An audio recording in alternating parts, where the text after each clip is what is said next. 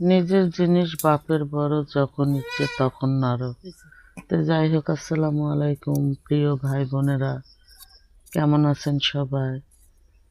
এই যে মনে করো, নিজে গাছ গাছালি লাগে, তার থেকে শাক সবজি তুলি, ইনকে তরতাজা শাক তুলে আনতে খাওয়ার স্বাদই আলাদা। আর নিজের একটা গাছ না থাকলে মানুষের গোত মনে কর দেখলে চাবা নাগলে হয়, তেমনি নি খাবা নাগলো হয়। আর মানুষকে ইনকে তরতাজা আগালের আগা টোগা কাটে দিল হয়, জীবনেও দিল না হয়। তো ওই জন্য নিজের জিনিস মনে করো বাপের বড়, যখন ইচ্ছে তখন নাড়বে পারছি চারবে পারছি। তো যাই হোক, আগের মতো তো এখন শাক সবজি হাটতে নিয়ে আসলে বিশেষ করে তেমন স্বাদ পাওয়া যায় না।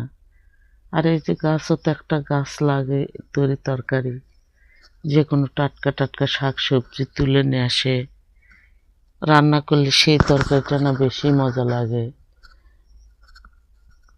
আর নিজের জিনিস মনে করো যে দেখে শুনে তুলে খাওয়া যায়, মানুষের হলে তো সেটা হয় না। তো যাই হোক, কাঁচা তরি তরকারি যখন তখন প্রায় মাঝে মধ্যে তুলে তুলে আনতে খাওয়া হয়। আর এই ছোট মাছ দিয়ে ভাজি করলে এই শাক সবজিগুলো আনা বেশি ভালো হয়।